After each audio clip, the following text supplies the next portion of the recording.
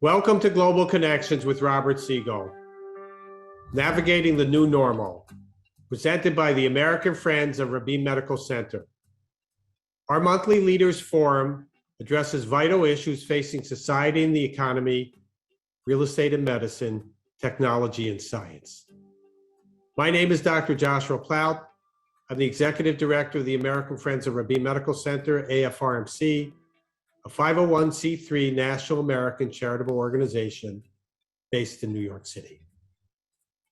We at AFRMC represent Israel's premier hospital, Rabin Medical Center in Petah Tikva in Greater Tel Aviv, the leading institution named in honor of Prime Minister Yitzhak Rabin. The hospital is a model of coexistence, as it serves 1 million patients annually from all ethnic and religious backgrounds, with the same compassionate care. Please support our mission and this free public affairs program with a donation of any amount. Visit American Friends of Rabin Medical Center online and donate at afrmc.org. Join us on social media, on Twitter, Instagram, LinkedIn, YouTube, in our Facebook page and discussion group.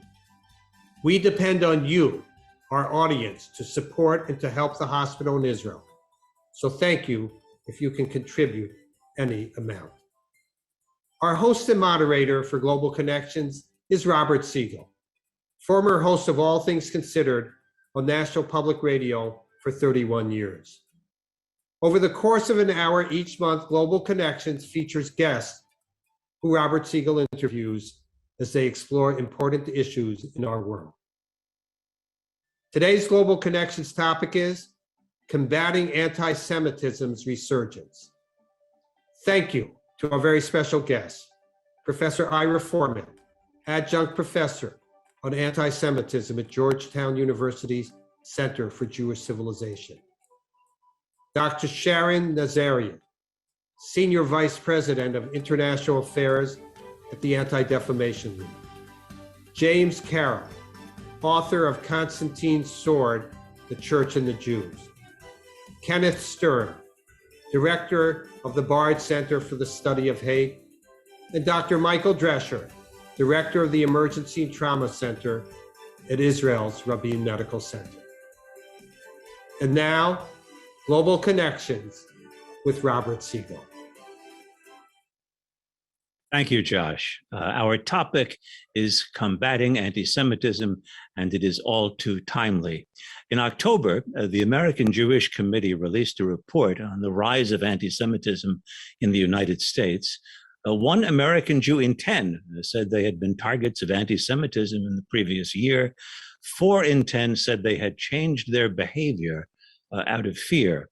In May, during the flare-up of violence between Israel and the Palestinians in Gaza, anti-Israel protests around the world seemed to jump the line between protest against Israel and protest against Jews in general. Some protests went violent. What can and should be done in response, and why is it happening? We have a panel of 4 guests who bring expertise and experience to those very questions. I'll interview each, and then we'll have a question and answer session that you can join by using the Q&A button at the bottom of your screen. At the end of the hour, by the way, we'll have a brief check-in with Dr. Michael Drescher, who runs the emergency department at Rabin Medical Center, to hear how the Israelis have handled Omicron, the Omicron variant, and other news of COVID. But first, our main subject, and we start with Ira Forman, now of Georgetown University, who joins us from Washington, D.C. Combating anti-Semitism used to be part of Ira Forman's job description. From 2013 to 2017, he was the U.S. Special Envoy for monitoring and combating anti-Semitism. That's a post at the State Department that is currently vacant. Before that post, Mr. Forman was Executive Director of the National Jewish Democratic Council. Ira Forman, thank you very much for joining us. It's a great pleasure. Before hearing about what the State Department and the Special Envoy can do about anti-Semitism, I'd like you to, just for a moment, thinking about anti-Semitism everywhere, here and abroad. To combat it, we should understand it. Do you understand why there is a resurgence of anti-Semitism right now? I wish I could say I do. I think there are certain factors like worldwide economic problems, the pandemic, but I don't think maybe people smarter than I, have a kind of a global view of why. I can tell you that in the United States, that we've had what I would say a loss of taboos. Used to be kind of in polite society, you wouldn't say things about Jews. That's beginning to break down. And of course, with other ethnic and religious minorities as well. And you can describe it. I don't think I know exactly why. I think the best description I've ever read is Robert Nirenberg's book, Anti-Judaism, in which he posits that anti-Semitism or Jewish hatred is central to the development of Western civilization. It's often how Western civilization has thought about issues, is in terms of Jews. And I think that's as good an explanation as any. Well, you were at the State Department. I mean, tell us what can a special envoy whose job is to monitor and combat anti-Semitism actually do? And when you were in office, if you were seeing physical attacks on some Jews in France, and a British Labour Party with a leader who seemed to tolerate pretty harsh anti-Semitism, and a Hungarian leader whose nationalism is laced with the tropes of anti, and who certainly demonized at least one Jew, George Soros. How do you choose your targets, and how can you be effective in that role? Well, I think every anti-Semitism envoy has to really decide at the beginning what's their kind of priorities. I mean, the legislation that created this office really says combating and monitoring, and the monitoring is done these days partly by the envoy, but mainly by our incredible teams in our embassies and consulates who do this amazing job throughout the year of sending back reports about incidents of anti-Semitism, which are later published in the Human Rights Report and the International Religious Freedom Report.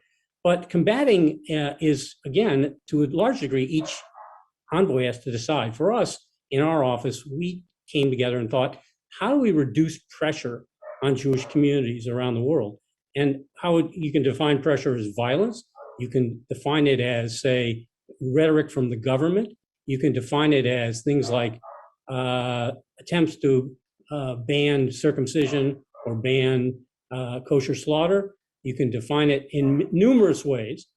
And we tried to make a list of our top 10 because you're constantly, top 10 countries, because you're constantly triaging. You never have enough resources, and there's more resources now than there's ever been, but you still never have enough. So you have to triage and decide what's the most important thing. When people are killed, obviously that raises to the top, but we have a series of kind of objective kind of facts that we looked at. And the other point that you have to, I think, understand, I think makes it difficult, is anti-Semitism morphs. It shapeshifts. And we've seen, if anything, it accelerating during the pandemic with the types of anti-Semitism. You mentioned the UK. Prior to Corbyn becoming the head of Labour, left-wing anti-Semitism was not considered generally the major problem in the UK. That changed dramatically when Corbyn came to power in the Labour Party. And I can give you a chapter and verse on other countries as well. We did see violence against Jews. In my time, it's gotten worse, but in 2014, with the past Gaza war, there were demonstrations in Europe. And just to end, Robert, by talking about, I got a call. I was calling and monitoring communities in France and Germany and Belgium and Netherlands throughout that period in July and August of 2014. And when the big demonstrations started, the first week, there were, as you mentioned, numerous incidents of violence against Jews in places like France and Belgium and Germany. And I got a call from a rabbi who I had just met with a few months before in my trip to Europe. And he said to me, Ira, I don't know what you can do, but last weekend we had violence in the streets. And this weekend, the demonstrations are going to get bigger. We expect more problems. And we can't get security forces to really answer us and say what they can help us defend against this. And I said, I don't know what I can do, but let me make a call or two. So I called our embassy and talked to the DCM, the Deputy Chief of Mission, our second ranking person, diplomat. and explained the situation. He said, Ira, I don't know what I can do, but let me see. I'll call you back and tell you what happens. Well, he never called me back, but the next day the rabbi called me and said, I don't know what you did, Ira, but the security forces are all over us, trying to see what they can do to protect our institutions and our people in the coming days. That's just one little example. There's lots of others. Just very quickly, is it at least in that role, we're talking government to government or government to influential people in other countries. Is there any utility to reaching the people who might be swayed by anti-Semitic arguments rather than those who are doing the swaying or being less than robust in combating what's happening? No, well, that's a great question. And sometimes you decide that the anti-Semite can't be reached, but other times you decide that you can. But frankly, it's not just a role for government. And the job of the envoy is in some ways not as a leader that does things left and right, but often coordinates, because you need all kinds of assets to combat anti-Semitism. This can't be combated just by the Jewish community. It can't be combated just by the United States government and the Jewish community alone. We need other kinds of allies. So in almost everything we did, we worked with our government officers and consulates and embassies and in Washington, but we also worked with NGOs, often Jewish NGOs like ADL, AJC, et cetera, Simon Wiesenthal Center, and go on and on. They would help us, and they had resources and things we didn't often have, and they had different ways to approach problems. And you had to use our allies in democratic Europe, primarily in Israel, to help us as well. So it's a bit of a coordination job, and I think in some ways the most successful part is when it's not just the United States leading. But you're right, in terms of the United States power directly, it's the bilateral relationship. Mm-hmm. And sometimes, I know we talk a lot about Iran. It's important. The Jewish community there has declined dramatically and lives under real restrictions. But we have limited bilateral tools. Right. Because we have no real relationship with Iran, and the issues we're dealing with are also huge. So that makes it more difficult. Ira, thank you, and hang around because we'll have the Q&A session in a little while. Our next panelist, speaking of Iran, is Sharon Nazarian, who joins us from Los Angeles, where she's lived most of her life. But Dr. Nazarian, who has a PhD from the University of Southern California, was born in Tehran. And like many families of Iran's Jewish community, hers left after the Iranian Revolution of 1979. She is now a senior vice president for international affairs at the Anti-Defamation League. Sharon Nazarian, thanks for joining us. My pleasure.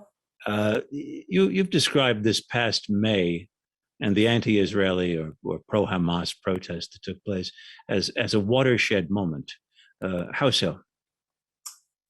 Robert, first of all, thank you for having me on this wonderful program and really the opportunity to educate audiences everywhere on these very critical issues. Last May, and I think Ira referred to it in terms of the cycle of violence that happens in the Middle East. And we know what happens in the Middle East doesn't stay in the Middle East. And from my perspective, especially as head of international for ADL, where I'm primarily responsible for everything that happens outside the US, but also in the US. We saw narratives, rhetoric that had always been there, but had been in the fringes, essentially get mainstreamed. So anti-Israel criticism has always been there. Settlement issues about Israel's treatment of Palestinians, these have always been there. But this last conflict brought to the fore an acceptance, a mainstreaming of the hostility toward Israel, a real impetus to delegitimize the state of Israel as a Jewish and democratic state, and really bring about voices who had never really opined on this issue. If you look at social media, for example, influencers who might have been, actors or fashion people speaking and opining on this, and essentially conflating what was happening in the US around racial issues, especially in the BLM and post kind of George Floyd anti-racism movement, conflating a lot of those issues of racism onto the Israeli-Palestinian issue. So if you are anti-racism, you have to be anti-Israel. And we see examples of that in other countries around the world, in South Africa today, where the issue of apartheid is still personal to that country and to those citizens. If you're anti-apartheid, by definition today, you have to be anti-Israel, because according to their definition, Israel is an apartheid state. If you're in Europe today and you're anti-colonial, which is a huge trend right now in Europe against colonialism, you have to be anti-Israel. So these trends that had always been there have now come into the fore, come into mainstream social media channels. Something as simple as a parenting group. During the May conflict, there were instances in the US where on mommy groups, members were asked to leave groups because on some Facebook posts they had supported Israeli citizens who were being, attacked under these bombs coming down on them. So kind of the push towards really excluding Jews, pushing Jews out of progressive spaces, these were all really new trends that we saw that were hugely disturbing, Robert. Let's turn to where you were born in Iran. How would you describe the level of anti-Semitism in Iran? So, Robert, when I look at the world, I really kind of look at the issue of anti-Semitism from two different lenses. One lens is the level of threat facing Jewish communities around the world. So if there is a Jewish community in that country, I look at what are the threats facing them and what can ADL do about it. On the other hand, I look at which are the worst actors in the world today, propagating anti-Semitism. And I would say for that answer, Iran tops my list. Iran, according to ADL, is the #1 state sponsor of anti-Semitic and Holocaust denial rhetoric and activity, not just words, but actual actions when it comes to governments. And so my country of birth is one that, yes, there is still a small community there, and Ira referred to that community. We call them a captured community. It's the kind of Jewish community that can in no way be openly public in terms of its sentiment, in terms of its feelings about Israel or anything, and any moment can face charges of espionage, charges of spying for the Israeli government. So they're really between a rock and a hard place. That's a very difficult country. You refer to them as a hostage population or captive population. I mean, there is a point when the only way to combat anti-Semitism in a country that is deeply anti-Semitic and actively so is to do what your family did, which is to leave, or what my grandparents did in Tsarist Poland, to get out and come here. Is the situation in Iran remediable, or frankly, would it be best for any Jew who's there to leave if they could? Well, I'm very torn about this question, Robert. Iranian Jews, our history goes back 2,700 years.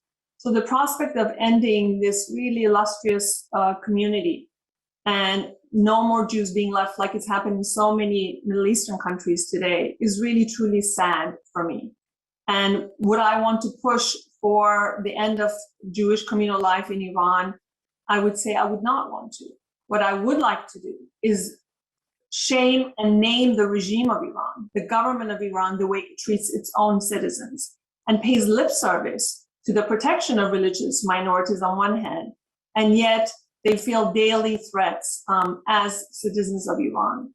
So my job at ADL today is mostly about documenting what the regime says publicly, what it does when it holds Holocaust-denying contests, literal contests, where Holocaust deniers from around the world send in their cartoons or send in the research and reports where they are providing quote unquote evidence that the Holocaust didn't happen or it's a myth.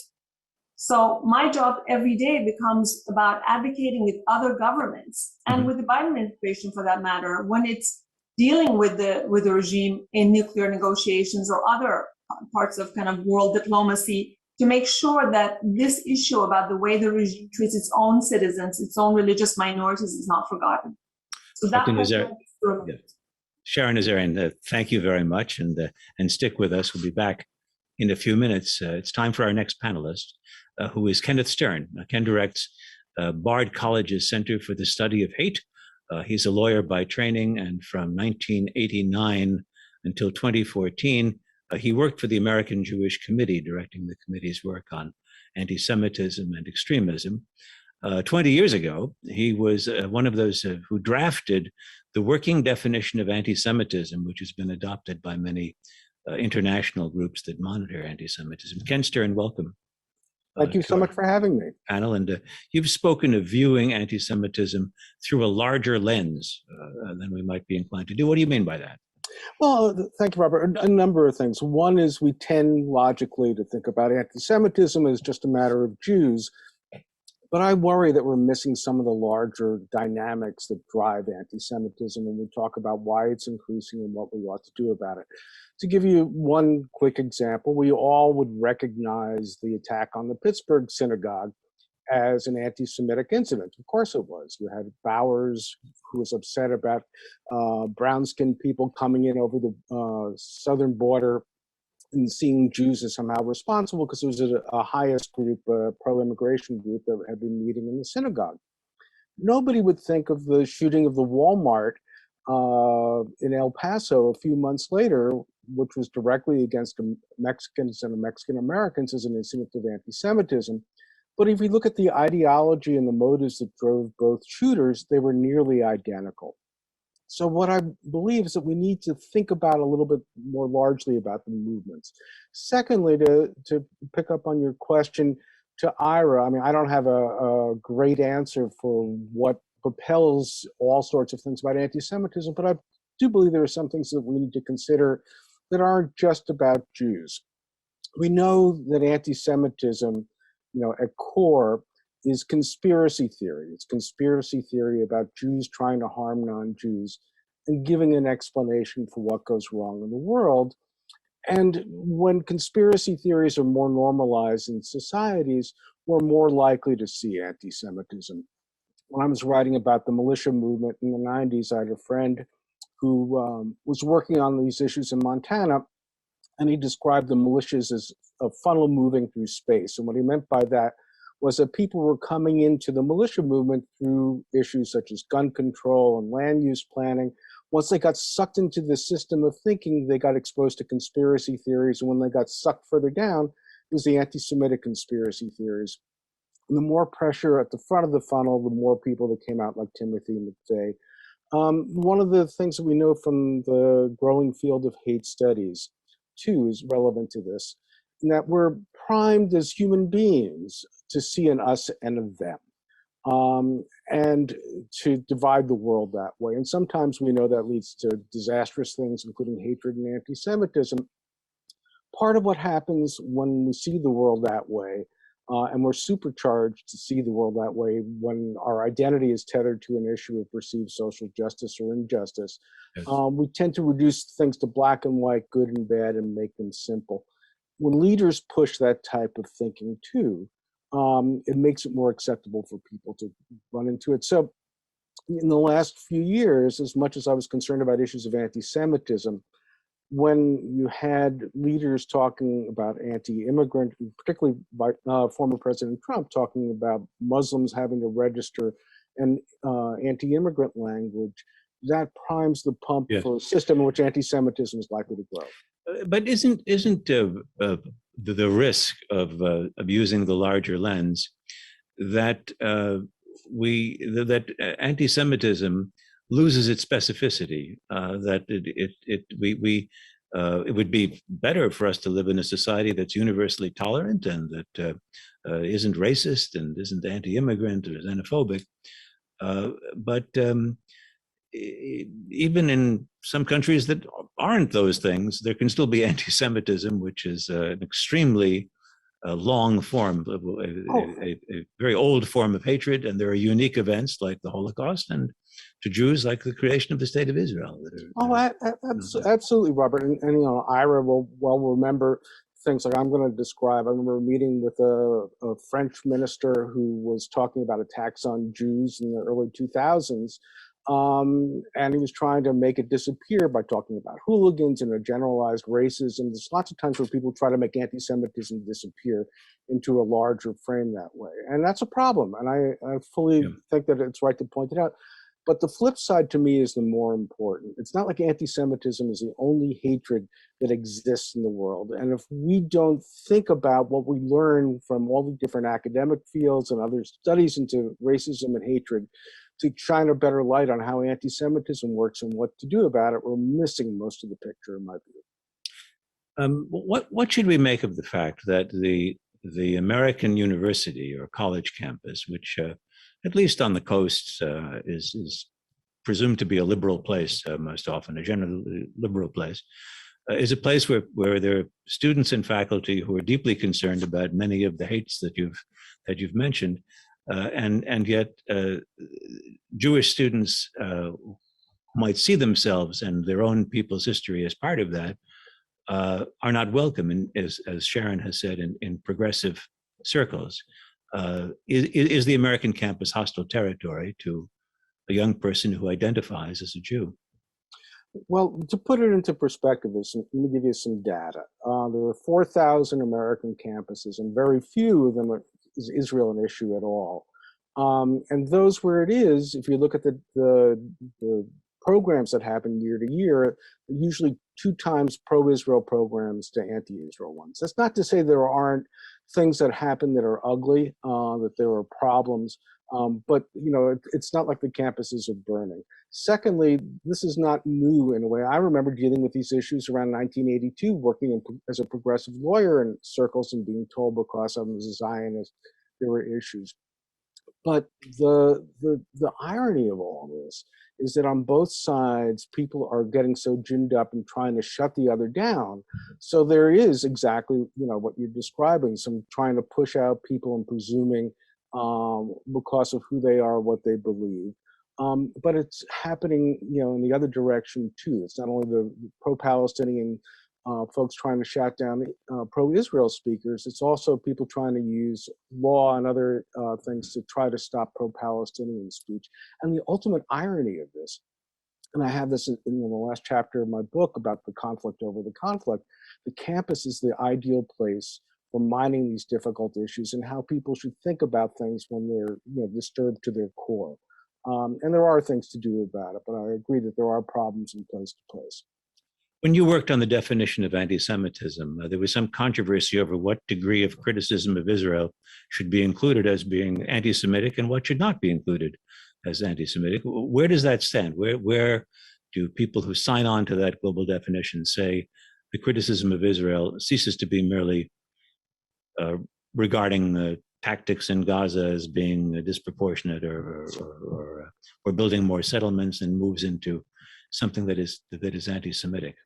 Well, the problem to me is not the definition, but how it's being used. It was never meant as sort of a Hogwarts-like sorting hat to say who's anti-Semitic and who's not, right. To look at the tea leaves and certain expressions. It was more of looking at 3 things.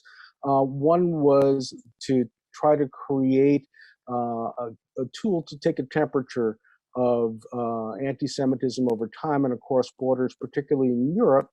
And as we've seen, there are times when there's anti-Israel rhetoric that correlates. I'm not saying it causes, but it correlates with attacks on Jews. So it was important to see some of that for data collection and taking temperature. It's important for hate crimes, for saying you don't want to look at what motivated people. You want to look at their intent to target Jews. It was used also for diplomatic purposes as well. But the problem with the definition and the questions about it, to me, are not what it contains, but it's being used for a purpose that was never intended to be applied to. Okay. Ken, thank you. We'll be back in a moment with questions, but we're now going to hear from our 4th panelist, who's here to provide some historical background and some thoughts on contemporary anti-Semitism as well. James Carroll is an op-ed columnist for the Boston Globe. He's the author of many books, works of fiction and nonfiction, prose and poetry. One of his books, Constantine's Sword, The Church and the Jews, places the origin of anti-Semitism in the anti-Judaism of the early Catholic Church. And the book has its critics. Personally, I think of it as the book that every Jew wishes every Catholic would read, if not write. Jim Carroll, welcome to our panel. It's good to see you. You wrote about the anti-Jewish turn that the church took in its early days, a kind of theological anti-Semitism. People very often say nowadays, we're dealing with different kinds of anti-Semitism than that. We're dealing with the anti-Semitism that began with the Jew who couldn't fit into Enlightenment philosophy's view of what Europe should be like, or the Jew who couldn't fit into the age of the nation state when ethnicity and nationality merged into one and the Jew was outside. Are we still do we still have a problem with the old-fashioned, religious-rooted anti-Semitism?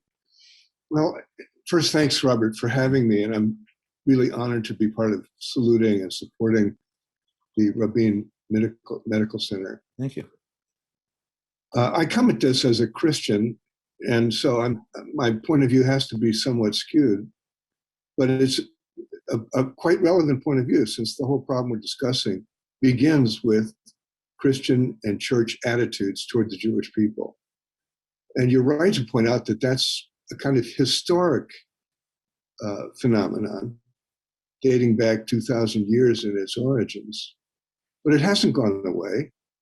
And my argument, and actually I find myself thinking this as I hear the discussion today, my argument is that there's a kind of default, flawed response in Western culture, in the Western imagination, that is ready at surprising instances when there are stresses of various kinds to fault, to denigrate, or even to scapegoat Jews. And it begins with a simple mistake of Christian memory. Christians forgot that Jesus was a Jew, and they told the story of Jesus as if it were a story of Jesus against his own people. And that mistake in the Christian memory, you might say, is the bug in the software of the West. There's something you mentioned which sticks in my memory, at least or almost 20 years since I read Constantine's Sword, and that was you quoted the great Jewish Enlightenment philosopher Moses Mendelssohn as saying that, but for St. Augustine of Hippo, but for his lovely brainwave, we would have been exterminated long ago. What was it that occurred to Augustine that was this brainwave that permitted Jewish survival and also centuries of discrimination against Jews? Well, it's a good example of how that deep history is still relevant today. In the 4th and 5th century, as the Catholic Church became the Roman Empire and began to enforce its orthodoxy with violence, defenders of orthodoxy attacked and killed many, many so-called heretics.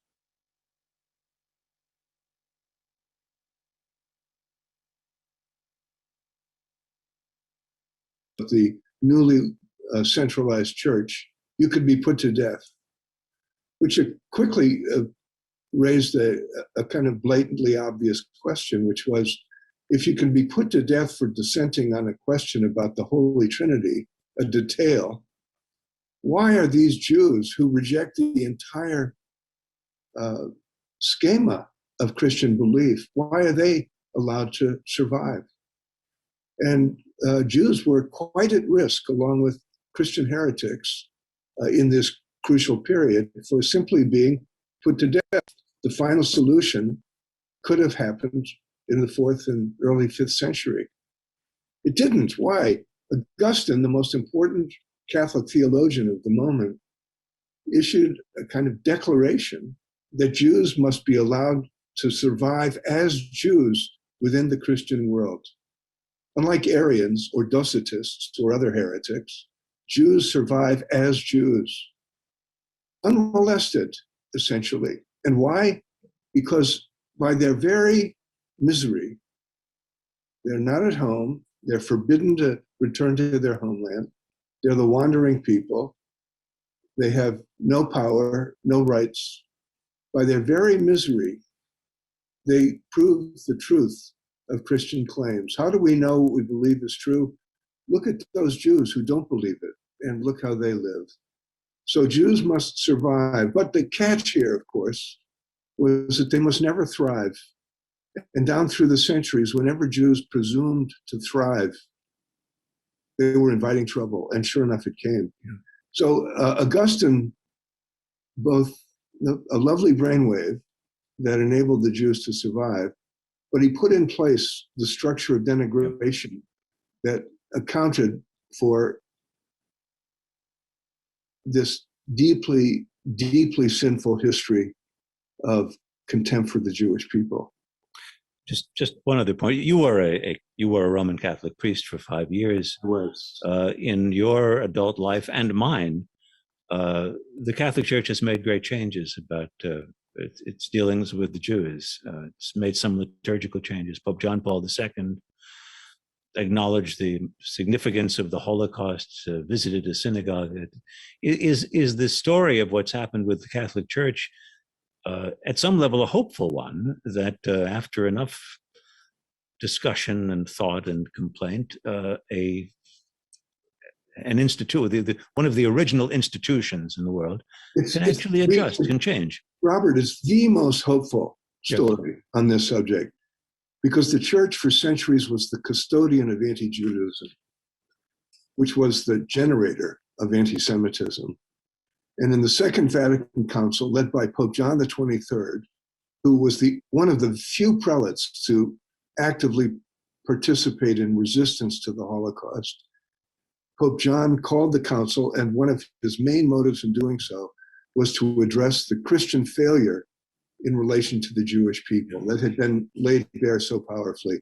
And the result of that was Nostra Aetate, the Vatican Council's declaration on the Jewish people, which did two things. It renounced the Christ killer slander, which has been the engine of Christian contempt for Jews, that lie that the Jews murdered Jesus. No, the Romans murdered Jesus, it's a Jew. And the other thing that Nostra Aetate did was it affirmed the ongoing permanence of God's covenant with Israel. In other words, Jews go to God through the covenant God has made with Israel. They don't go to God through Jesus, which is the ground of a revolution in Christian theology, the most important change in the history of the church. And if this can change, Robert, the constellation of other sources of the bigotry we're discussing can also change. Jim Carroll, thank you very much. And we're going to call back now Ira Forman, Ken Stern, Sharon Nazarian, and Jim, please stay with us, and we'll address some questions that people have posed to us. One of them, which is, I guess I'll ask this of Ira and Sharon. Someone asks anonymously, why has Congress still not confirmed Deborah Lipstadt as anti-Semitism envoy? What's the holdup? Why won't they deal with it? Ira Forman, do you have an answer? Well, like almost every other issue and the constellation facing U.S. government, this has become politicized.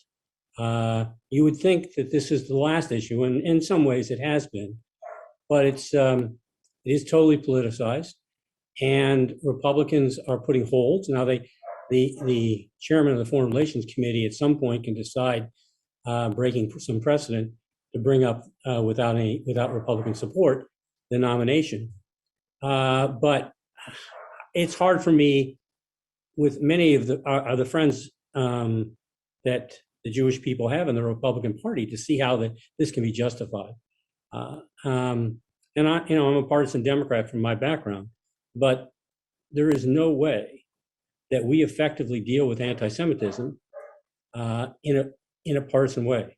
And when I hear people say, well, really the problem is on the right, it's all about xenophobic, violent anti-Semitism, or I hear people on the left saying it's on the right saying it's all about leftists or all about Muslims. Yep. That's anti-Semitism. And if they refuse to call out their own allies, these are people that are not fighting anti-Semitism. They're fighting their own partisan or ideological fights. There is no room for partisanship on this issue. It's deadly.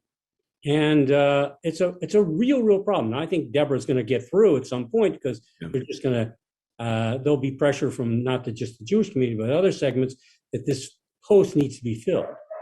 But it's very disturbing that this has happened.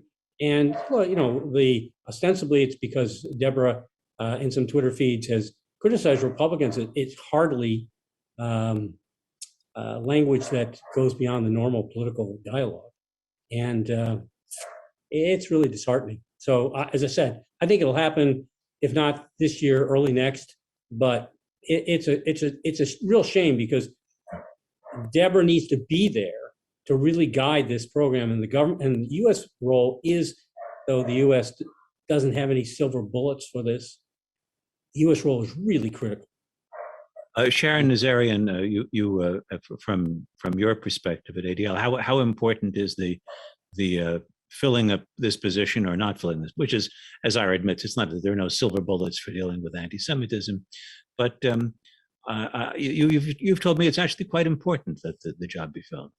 Absolutely, Robert. It is critical and so important that actually last week we at ADL, along with 20 other major Jewish organizations, came together, held a program, which Ira was a panelist on, of all 4 past envoys. This was a bipartisan event. This was both past Democratic and Republican envoys were represented, speaking about the importance of this post. And I can tell you, Robert, when I go around the world and I sit in conferences, I meet with heads of state, foreign ministers, the fact that the Biden administration right now does not have a special envoy on combating anti-Semitism speaks volumes. And it's detrimental to the fight against anti-Semitism. When you're not speaking with one voice as the most important force in the world right now, in so many arenas, and you don't have someone representing you in the fight against anti-Semitism, that speaks volumes. So we have been pushing very hard for the post to be filled, just like we did under the Trump administration, by the way. It took a long time under President Trump as well, for Elon Carr to be appointed and confirmed. So this, unfortunately, is a bad track record that's now ongoing. And I think to Ira's point, the politicization of this office is a huge, huge detriment to the fight against anti-Semitism. And we're doing everything we can to make sure that the position it was just elevated to an ambassadorship. And I think that also further politicizes it. But we have to do everything possible to make sure the position is filled and that representative is out there in the world. I should just add here, as somebody who worked in Washington for many years and still lives nearby, that nowadays the special envoy for anti-Semitism is by no means the only position that's late in this incredibly slow process of confirmation that we now have in Washington, where dozens of positions requiring confirmation are being filled on an acting basis or not being filled at all right now. This is an interesting question from Debbie Organ, who writes, is there not a need for, quote, Jewish unity? This begs a question, but for Jewish unity to be a response to anti-Semitism in order to outsmart anti-Semitism. Ken Stern, you can tell the joke about the Jewish man who's found on the desert island and where there are 3 synagogues, although exactly. He's alone. Right. Jewish unity? It's never going to happen. No community has total unity, and part of what the debate is about anti-Semitism, anti-Zionism in Israel is an internal debate inside the Jewish community about whether a particular attitude towards Israel is required to be inside the tent.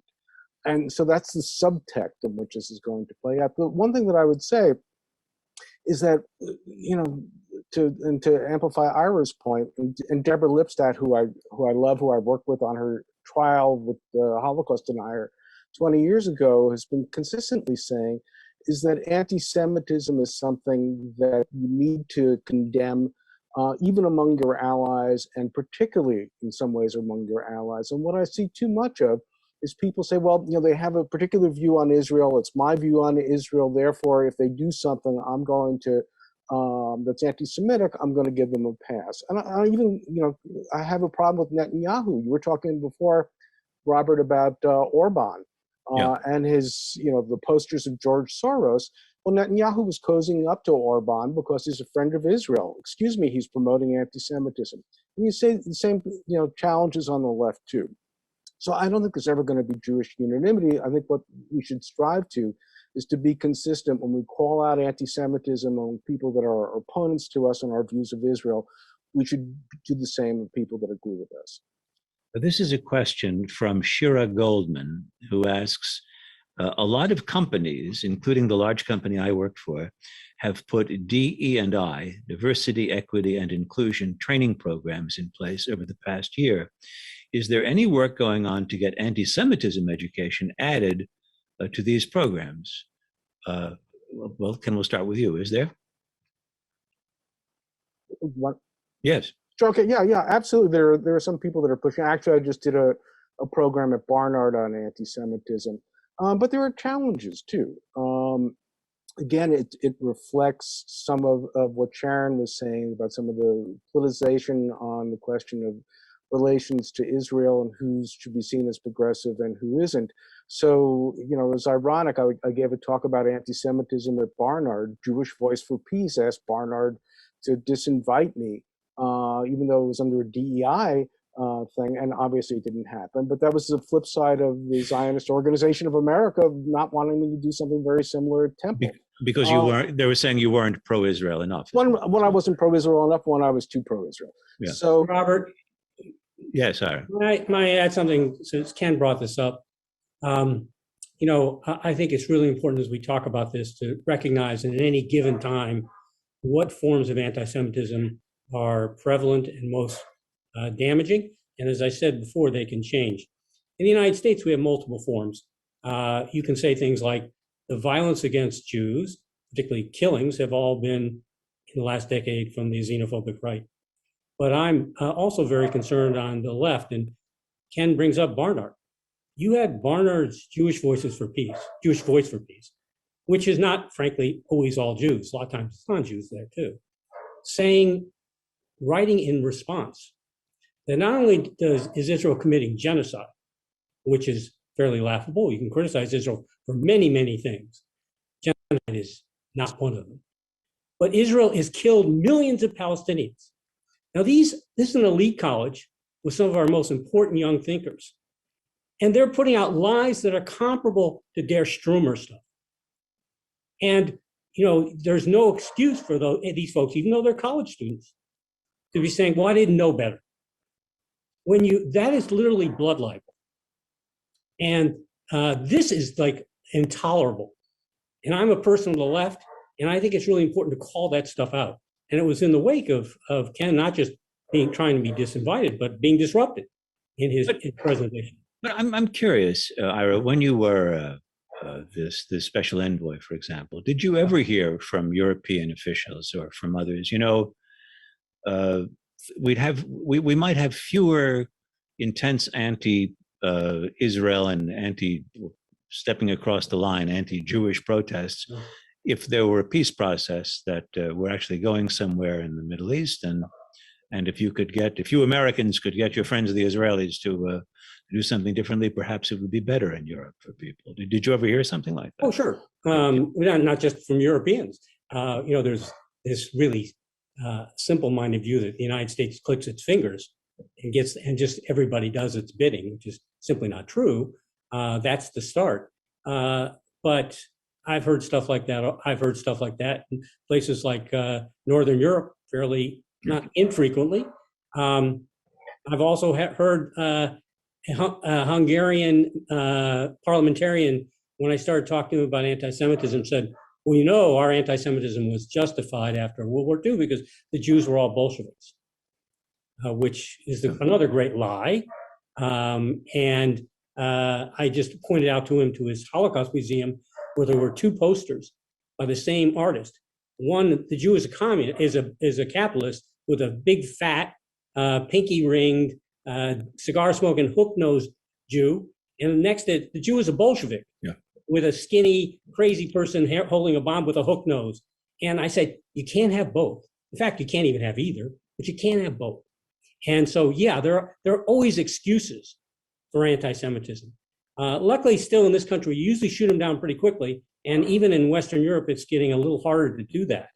I think it's one of the good trends, partly because of this I have a question for Jim Carroll, which is you mentioned what you described as this amazing change that took place in the Catholic Church over its attitude toward Jews and Judaism, and which really begins with the Pope, the papacy of John the 23rd. If people are too young to recall Vatican, the Second Vatican Council was an amazing time of church reform.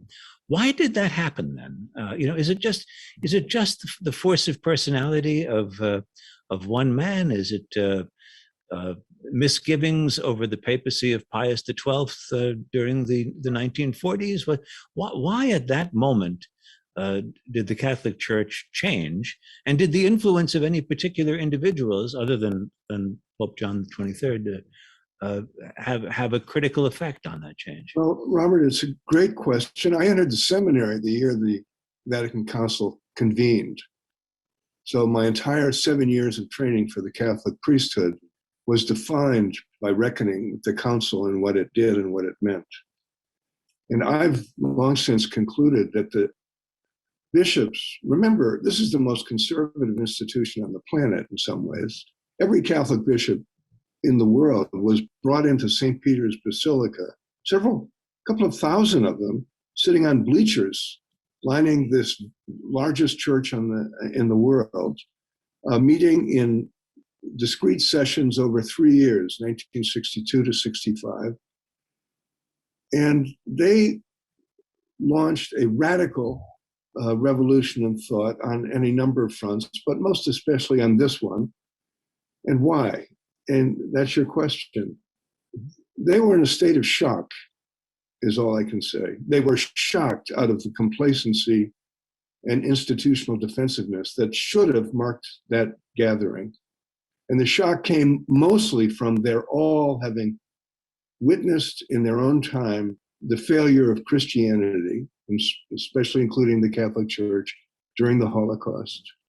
I mentioned John the 23rd's own history, but all of the bishops lived through it. And even though they were still inclined to defend Pius XII, deflect essential criticisms, they all knew that the church had failed in two ways. One, laying the groundwork for lethal Nazi anti-Semitism with religious anti-Judaism.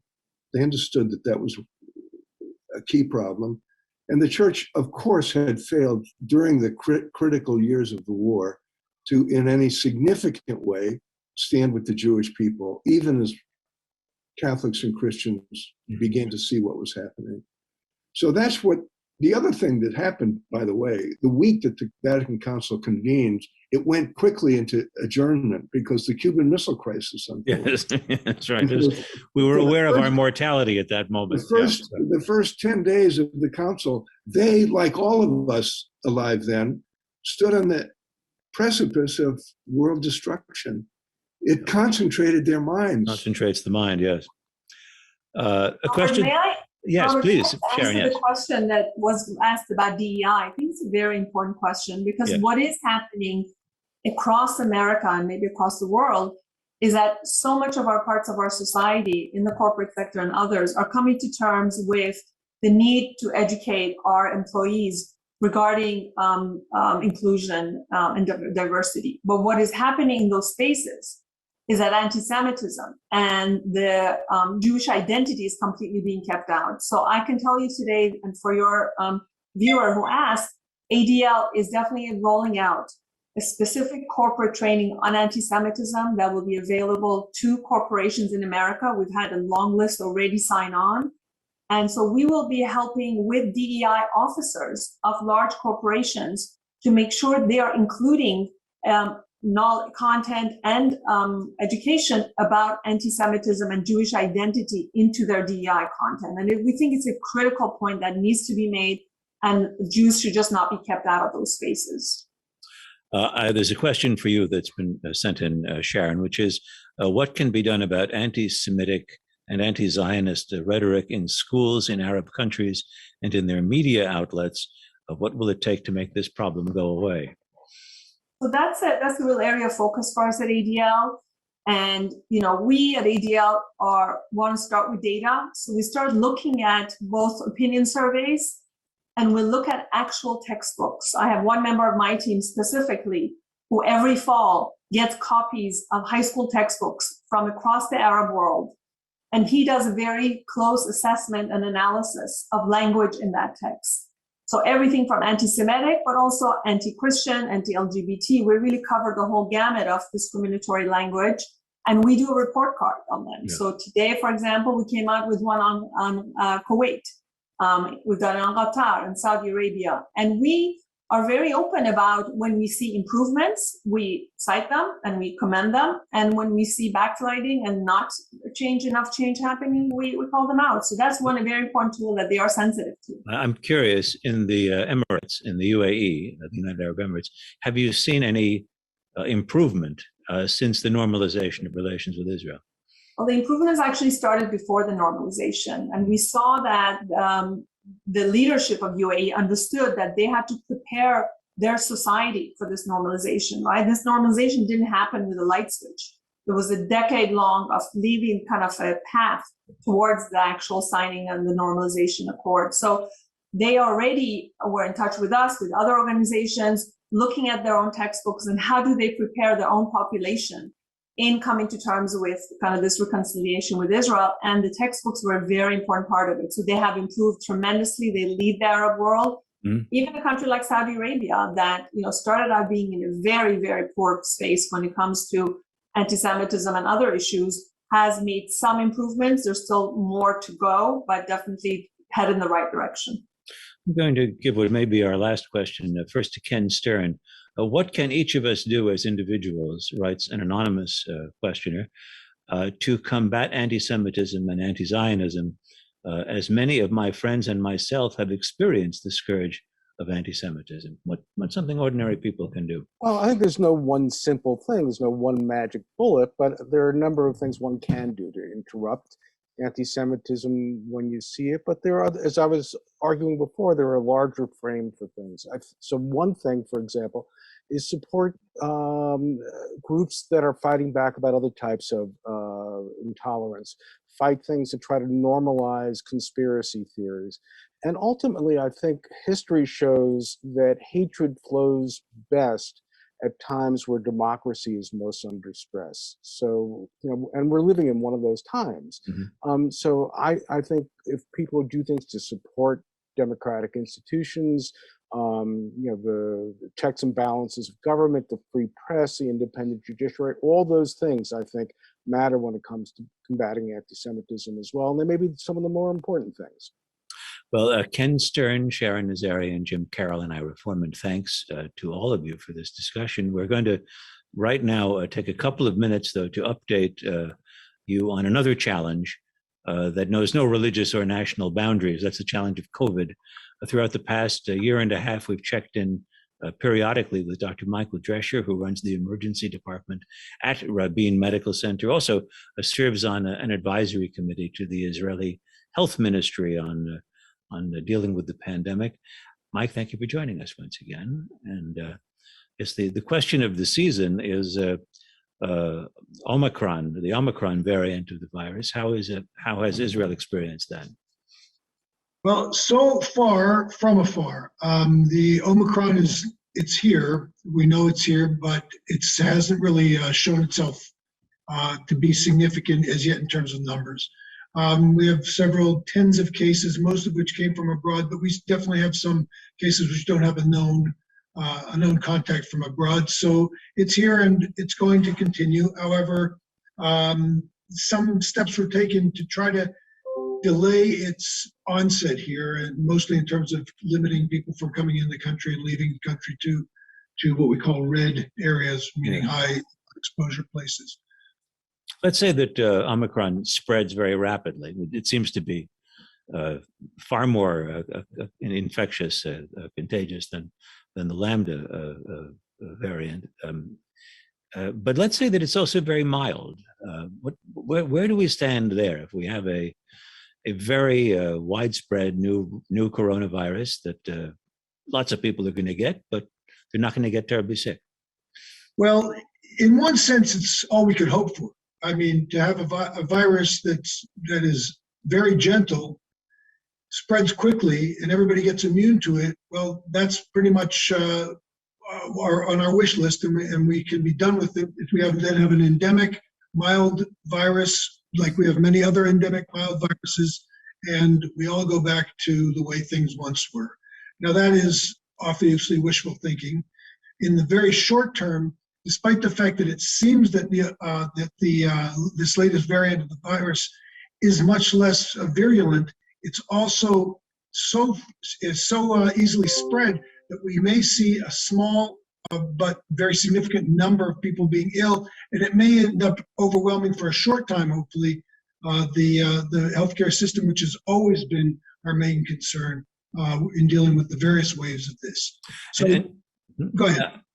Just one other point. The last time we spoke, the vaccination of children was going pretty slowly in Israel. Is that still a problem? Yeah, so we about a month ago, we allowed for the vaccination of children 5 to 11, and it has not been a hit. People have not been vaccinating their children in more than a few percent, 10% or so of the population. That may increase, but I think my personal feeling is that the Omicron virus is going to come in. It's going to be a significant wave, and it will get there before we get our children vaccinated, and hopefully most of them will be fine, and maybe we'll hit this wished for herd immunity. Well, as I think I always tell you, I hope this is the last time we talk, but it's always good to hear from you. Thank you so much, Dr. Michael Drescher of Rabin Medical Center, and to all of our guests, Ira Forman, Dr. Sharon Nazarian, Ken Stern, James Carroll.